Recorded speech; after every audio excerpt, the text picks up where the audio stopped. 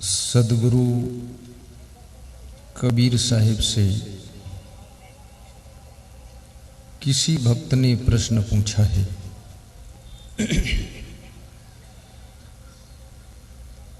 कि मनुष्य का सौभाग्य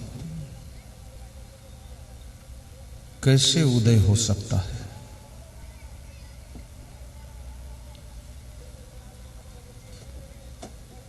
हर मनुष्य की इच्छा रहती है कि मैं सौभाग्यशाली बनूं।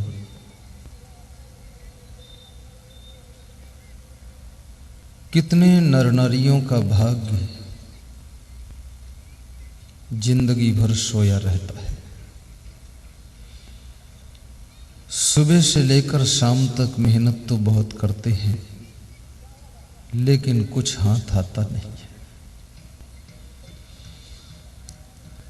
और कितने लोगों का भाग्य कम मेहनत से भी बहुत चमकता है।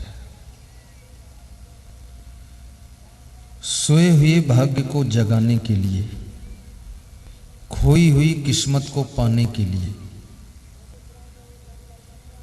मनुष्य को क्या करना चाहिए, ऐसा संत कबीर से प्रश्न पूछा गया। संत कबीर कहते हैं उसको 4 काम करना चाहिए। 4 काम जो कर सकता है वो बहुत बड़ा भाग्यशाली बन सकता है। वे कौन कौन से 4 कार्य हैं,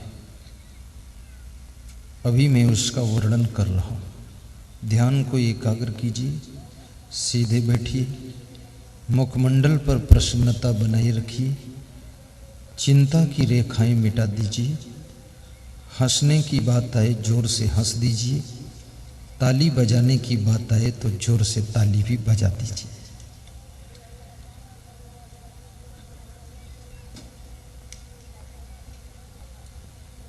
एक दूसरा प्रश्न मैं आपके बीच में प्रेषित करता हूं। महात्मा विदुर से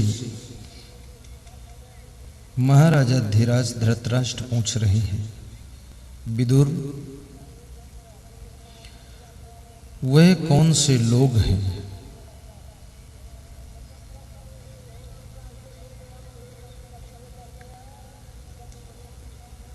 जिनकी उन्नति, जिनका विकास, जिनकी सफलता,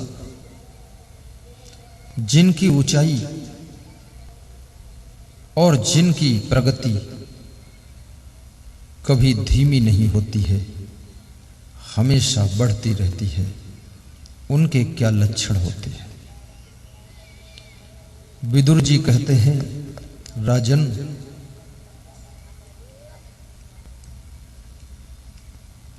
उनमें 6 लक्षण होते हैं। जिस मनुष्य में ये 6 बातें होती हैं उसकी उन्नति निरंतर होती रहती है। कौन कौन ये 6 बातें हैं, अभी थोड़ी देर में वर्णन करूंगा, थोड़ा इंतजार कीजिए। एक तीसरा प्रश्न भी मैं रख रहा हूं, बड़ा मार्मिक प्रश्न है।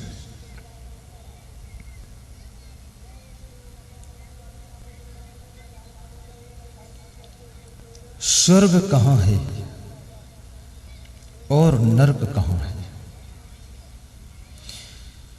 भारत देश के बहुत बड़े नीतिकार चाणक्य से ये प्रश्न पूछा गया। चाणक्य कहते हैं, जहां पर 4 बातें होती हैं वहां स्वर्ग आता है, और जहां 6 बातें हो जाती वहां नर्क आ जाता है। कौन कौन 4 बातें हैं जिनके प्रभाव से स्वर्ग होता है, वे कौन कौन 6 चीजें हैं जिनकी वजह से मनुष्य की जिंदगी नर्क बन जाती है। आइए सबसे पहले प्रथम प्रश्न का उत्तर देता हूं। इतने लंबे प्रश्न किया हूं, कल तक प्रवचन करूं तो भी उत्तर पूरा नहीं होगा, लेकिन शार्ट में उत्तर दूंगा तो टाइम पर पूरा हो जाएगा। तो शॉर्टकट रास्ता अपनाता हूं, विस्तृत व्याख्या नहीं करूंगा।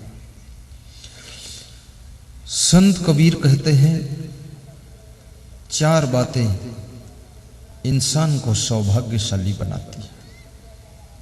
नंबर 1 गुरु सेवा, नंबर 2 जनबंदगी। जनबंदगी का मतलब जन सेवा, गुरु सेवा और जन सेवा।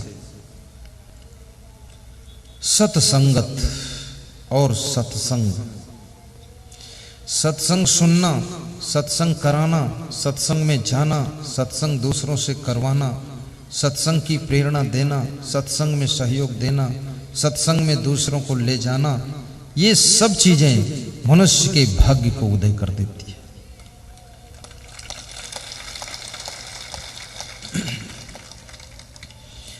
क्योंकि सत्संग से सद्बुद्धि मिलती है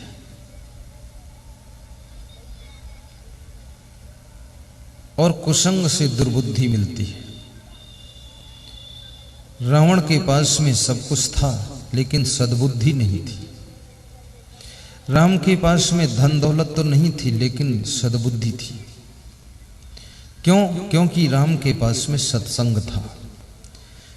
सत्संग के द्वारा सद्बुद्धि का जन्म होता है और जिसके पास में सद्बुद्धि है उसके पास में सुमति रहती है। और जहां सुमति तहां संपत्ति नाना। मानस की चौपाई है, आप गा सकते हो। जहां सुमति तहां, बोलते क्यों नहीं हो, डरते क्यों हो? गाइए, जहां सुमति तहां नाना संपत्ति। नाना मतलब वो मामा नाना नहीं, नाना मतलब विभिन्न प्रकार की संपत्ति। जहाँ सुमति तहाँ संपत्ति नाना, जहाँ कुमति तहाँ विपत्ति निधाना। कैसे पहचानोगी कि सुमत है? जिसके घर में कलह कलेश नहीं होता, लड़ाई झगड़ा नहीं होता, एक सलाह से काम करते हैं, कोई फिजूल खर्ची नहीं करता, उल्टा पलटा कोई कार्य नहीं करता, घर मालिक का आदर करते हैं। जिस घर के सदस्य अनुशासन में रहते हैं तो समझ लेना उस घर में सुमत है। और जहां सुमत है वहां नाना प्रकार की संपत्ति निवास करती है, वहां पर कभी दरिद्र नहीं आता है, लक्ष्मी की कृपा सदैव बनी रहती है।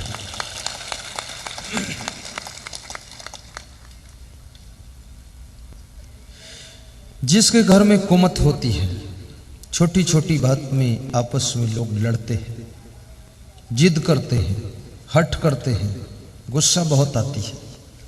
कुमत का पहला लक्षण है कि गुस्सा बहुत आएगी, जरा भी तुमको सहन शक्ति नहीं रहेगी। और जिसके पास सहन शक्ति नहीं है, गम जो नहीं खा सकता है उस दुनिया में कुछ भी पा नहीं सकता है। जिसमें गम खाने की सामर्थ्य है वो दुनिया में कुछ भी प्राप्त करने की ताकत रखता है। याद रखना, राजनीति में काम करो, चाहे बिजनेस में काम करो, चाहे साधु लाइन में साधना करो, लेकिन गम खाने वाला ही आगे बढ़ता है। जो गम नहीं खा पाता है उसका धीरे धीरे विकास कम हो जाता है। इसलिए गम खाइए और आगे बढ़िए। अपरिचित लोगों की गम खाना आसान है। दिल्ली में आपको कोई गाली दे दे, आप गम खा लोगे। अमेरिका में आपको कोई थप्पड़ मार दे, तुम गम खा लोगे। वहां से लौट करके आशा टोल में आओगे, लोग पूछेंगे अमेरिका कैसा लगा, तो तुम कहोगे अमेरिका तो बहुत अच्छा देश है। तुम ये नहीं बताओगे थप्पड़ भी वहां मिला है, वो गम खा लोगे। लेकिन आशा टोल में तुमको कोई गाली दे दे तो तुम कहोगे कि शाम तक तुमको देख लूंगा। अगर कोई थप्पड़ मार दे तो तुम कहोगे कल तक तुमको निपटा दूंगा। जहां तुम्हारा परिचय होता है, प्रभाव होता है, वहां पर तुम गम खाने में कमजोर पड़ जाते हो। जहां पर तुमको कोई जानता नहीं, मानता नहीं, पहचानता नहीं, वहां तुम 4 धक्का धक्का खाकर भी मुस्कुराते हुए चले आते हो। परंतु याद रखना, अपनों के बीच में गम अधिक खाना चाहिए। पत्नी की गम खा लो। कभी कभी आपकी पत्नी भी कोई बात की जिद कर देगी, आप उससे भिड़ंत मत कीजिए उसी की बात को जीत जाने दो, शाम तक सोचेगी, समझ जाएगी। कभी कभी आपका पति किसी बात का हट करके बैठ जाए। लोग जवान हो जाते हैं, लोग बूढ़े हो जाते हैं, लोग बहुत बड़े हो जाते हैं, लेकिन उनका बचपना नहीं मिटता है। ये बचपना जवानी में भी रहता है, बुढ़ापे में भी रहता है। जब तुम हट करो, जब तुम जिद करो, जब तुम बार बार नाराज होने लग जाओ, तो समझ लो ये बचपन की आदत आपकी जवानी में भी जिंदा है। इसलिए आप जवान भले शरीर से हो गए हो, लेकिन मन से भी बचपन ही चल रहा है। शरीर से जवान होना जवान नहीं होता है। जिसके विचार जवान हो गए, जिसकी सोच जवान हो गई और जिसका चिंतन जवान हो गया, वो वास्तव में जवान होता है। कम उम्र में भी जवान लोग देखे जाते हैं और जवानी की उम्र में बचपने लोग देखे जाते हैं। और याद रखना भाइयों बहनों, बुढ़ापे में भी लोग बचपना छोड़ नहीं पाते हैं। और कभी कभी बचपन में भी बुढ़ापे जैसी गंभीरता, धीरता आ जाती है, तो समझ लो आदमी बचपन में ही बुढ़ापे का काम कर रहा है।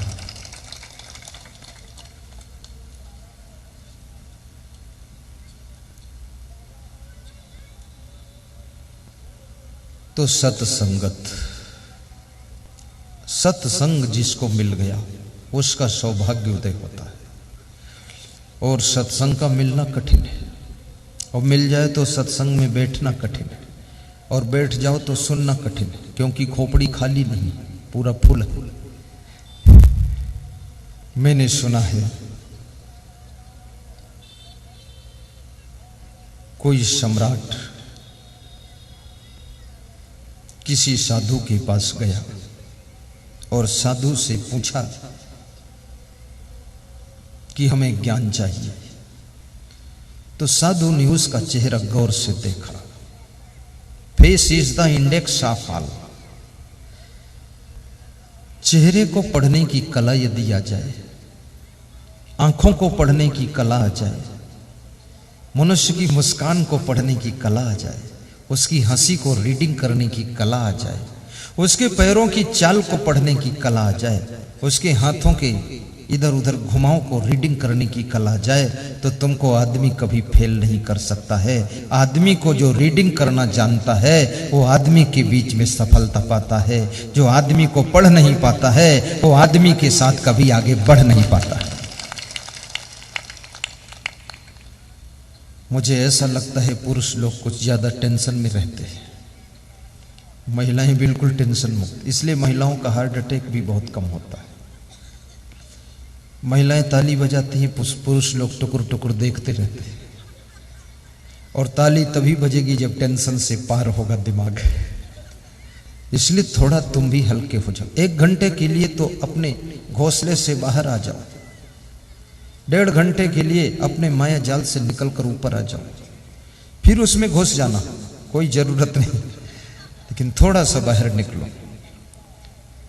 बहुत सीरियस मत बैठो। तो सम्राट उस साधु से ज्ञान सीखने गया, साधु के पास ज्ञान सीखने गया।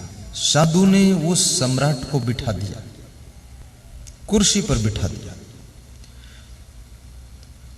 सम्राट ने कहा ज्ञान की बात शुरू कीजिए। तो साधु ने कहा पहले चाय पी लीजिए।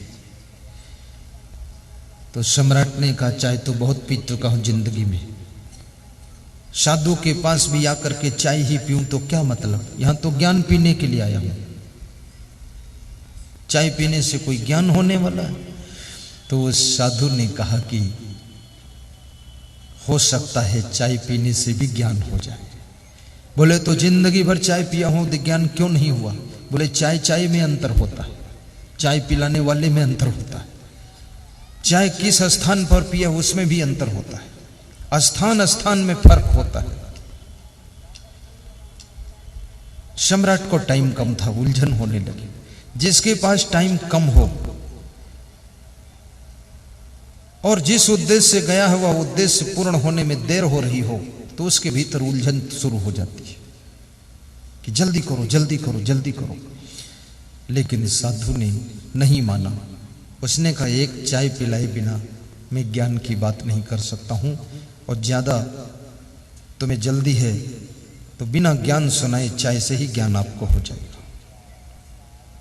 साधु चाय लेकर आया, कप और प्लेट और केतली में चाय। साधु अपने हाथ से चाय ले आया, केतली में बनाकर कप और प्लेट पकड़ा दिया और कप में चाय डालना शुरू किया। सम्राट के हाथ में प्लेट है, प्लेट में कप है और कप में चाय डाली जा रही है, साधु डाल रहा है। कप भर गई तो सम्राट ने कहा बस रुको, पूरा भर चुकी, अलग गिर जाएगी। लेकिन वो साधु रुका नहीं और डाल दिया। तो कप से चाय अलग बहने लगी, तो प्लेट में आ गई, तो प्लेट भर गई।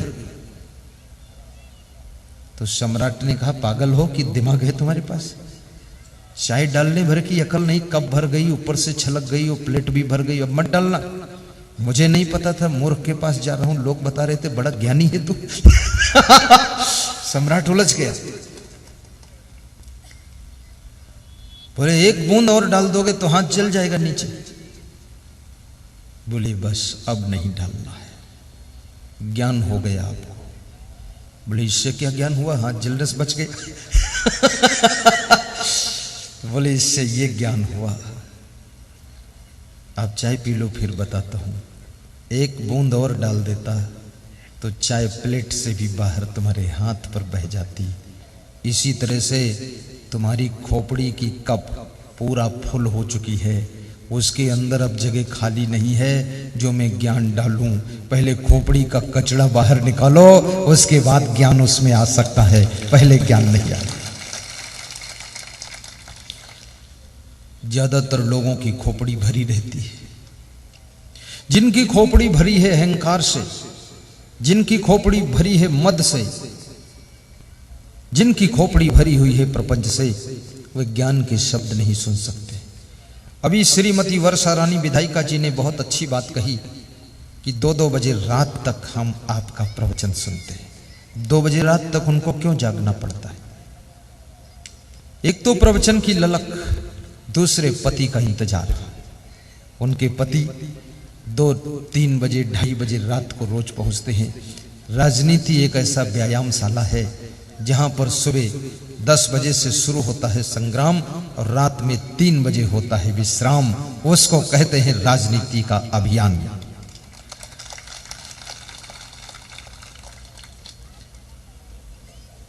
जिसके अंदर सत्संग सुनने की भूख, याद रखना जो प्रवचन सुनता है वो व्यक्ति बहुत बहुत अपने आप को बदल लेता है। उसके अंदर करेक्शन होता जाता है, उसे डायरेक्शन मिलता जाता है। वो फिर रिएक्शन नहीं करता है, वो जनता के हित में एक्शन करता है। इसलिए प्रवचन के शब्द आपकी जिंदगी को संशोधित करने वाले होते हैं।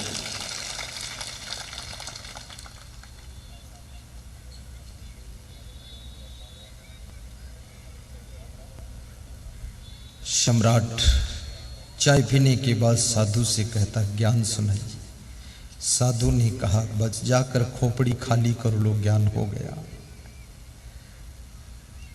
हमारी खोपड़ी में बहुत राग द्वेष भरा है, निंदा बुराई भरी हुई है, अहंकार भरा हुआ है, ईर्ष्या द्वेष। आज का आदमी अपने दुखों से कम दुखी है, दूसरे के सुखों से ज्यादा दुखी है। दूसरे को ऊंचे पद पर देखकर, दूसरे का अच्छा मकान देखकर, दूसरे की चमकती हुई गाड़ी देखकर, दूसरे की अच्छी साड़ी देखकर और दूसरे की खेती बाड़ी चमकती हुई देख करके आदमी के सीने पर सांप लौट जाते हैं। और जो दूसरों की उन्नति को देख करके खुश होता है वो इंसान के रूप में छिपा हुआ भगवान होता है, इंसान के रूप में छिपा हुआ भगवान होता है।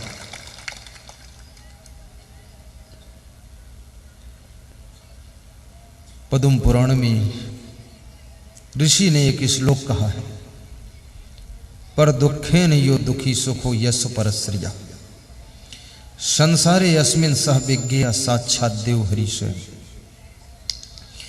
जो दूसरे के दुख में द्रवित हो जाए, पिघल जाए, दूसरे का दुख स्वयं का दुख बन जाए, जो दूसरे के सुख में प्रसन्न हो जाए, दूसरे का सुख अपना सुख बन जाए।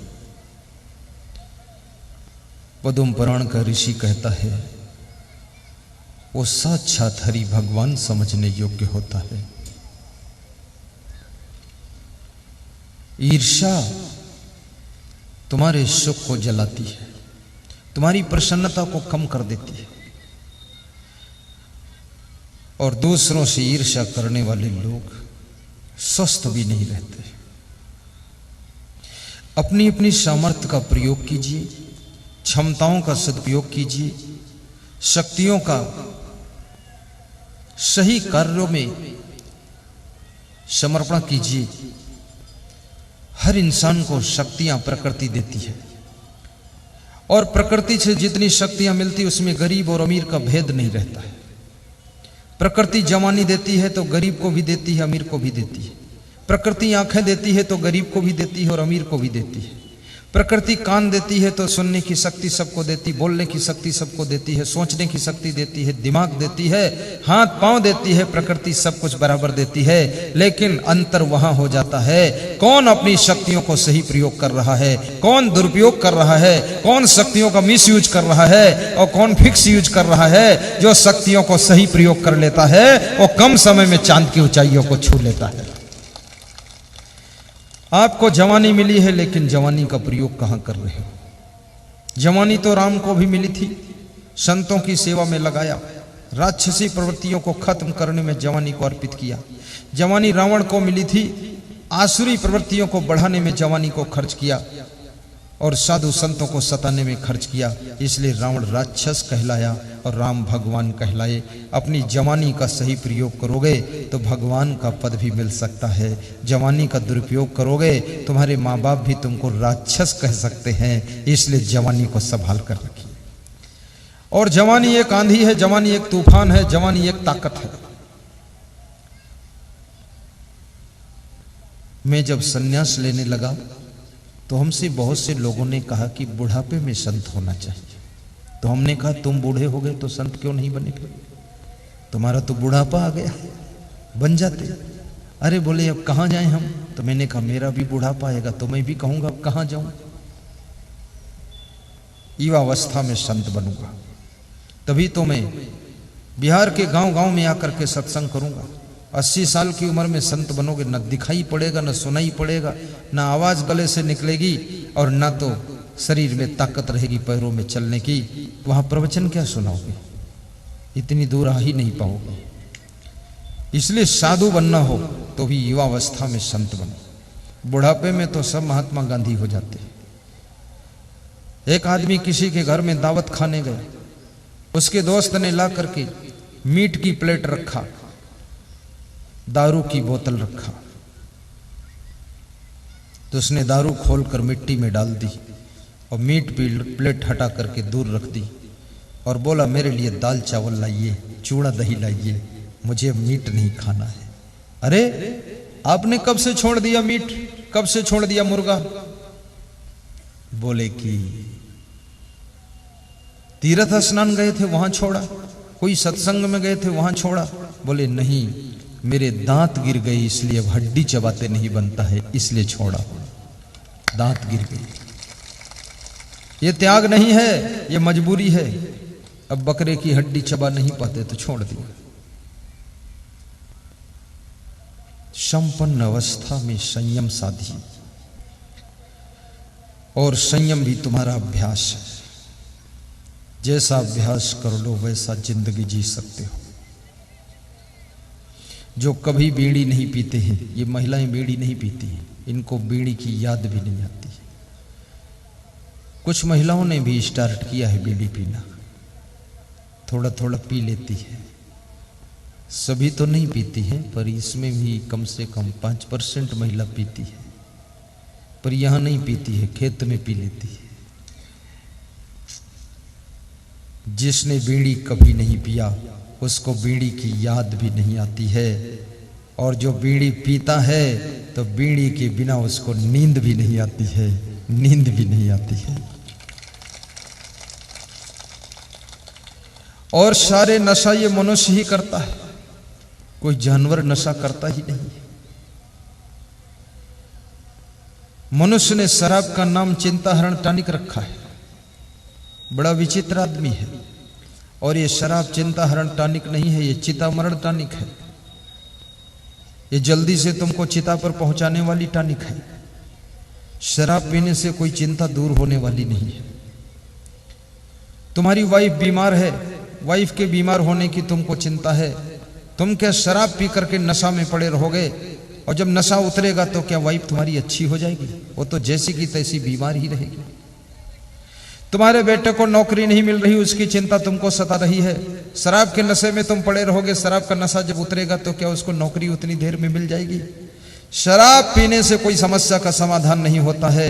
याद रखना, होश में जियो, विवेक से समस्या का समाधान ढूंढो तो जरूर समस्या का समाधान हो सकता है। नशा में कोई समाधान नहीं होता। और आदमी एक है, उसमें नशा अनेक है।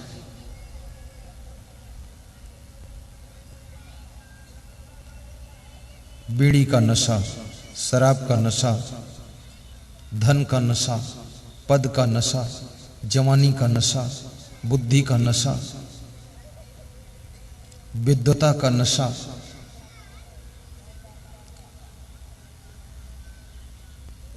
अनेक नशा।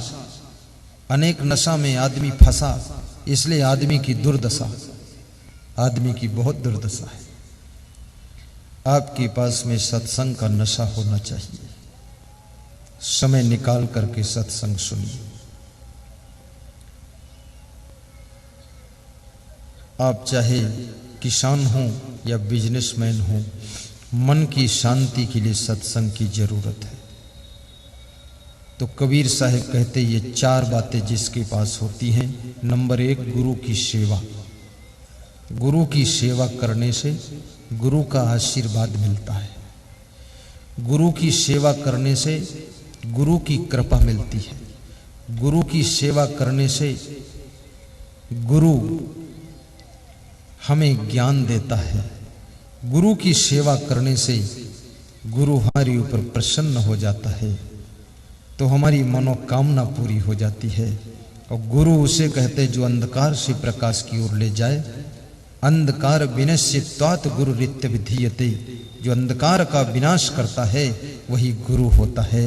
जो ज्ञान का प्रकाश कर दे, अंधकार का विनाश कर दे, उसे गुरु कहते हैं। ऐसे गुरु की सेवा करने से जीवन में सुख शांति आती है, जीवन में उन्नति होती है और सौभाग्य उदय होता है। राम कृष्ण से को बड़ा उन्हों तो गुरु कीन, 3 लोक के वै धनी गुरु आगे आधी। राम कृष्ण से कौन बड़ा है? उन्होंने भी गुरु बनाया था। और गुरु की सेवा करने का आनंद ही कुछ और है। अभी मेरा सत्संग ममलखा गांव में था। ये ममलखा लैलक स्टेशन के पास में। 3 दिन का सत्संग था, 16, 17, 18। उस समय मेरा निवास सांसद बोलो मंडल के आवास भागलपुर में था। वहां 5 दिन में ठहरा। 5 दिन सांसद बोलो मंडल की पत्नी श्रीमती वर्षा रानी ने 3-3 घंटे सुबह शाम किचन में खड़े होकर के खुद नाश्ता बनाना, स्वल्पाहार बनाना और सफाई शुद्धता का विशेष ध्यान रखना। एक विधायिका होकर भी इतनी मेहनत उन्होंने किया। 5 दिन मेरी सेवा किया। मैंने कहा, धन्य हो बेटी, आपकी सेवा करने के लिए बहुत कर्मचारी हैं, लेकिन आप स्वयं गुरु की सेवा के लिए आज खड़े हैं। ये तुम्हारी कितनी किस्मत है।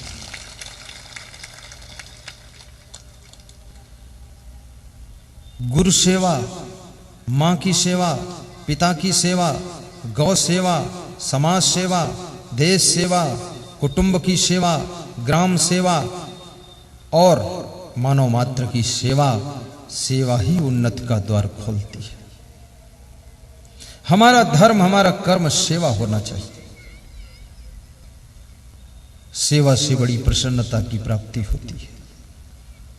माँ की सेवा भी कोमल हाथों से कर देना, पिता की सेवा उदार हृदय से कर देना, गौ माता की सेवा दया भाव से कर देना, अतिथि की सेवा सम्मान से कर देना, देश की सेवा भाइयों और बहनों देशभक्ति के हिसाब से कर देना, और संत की सेवा हंस हंस कर देना, और अपने परिवार की भी सेवा समर्पित होकर करना। तुम अपने को सेवक समझना और कुछ न समझना कि हम समाज के सेवक हैं।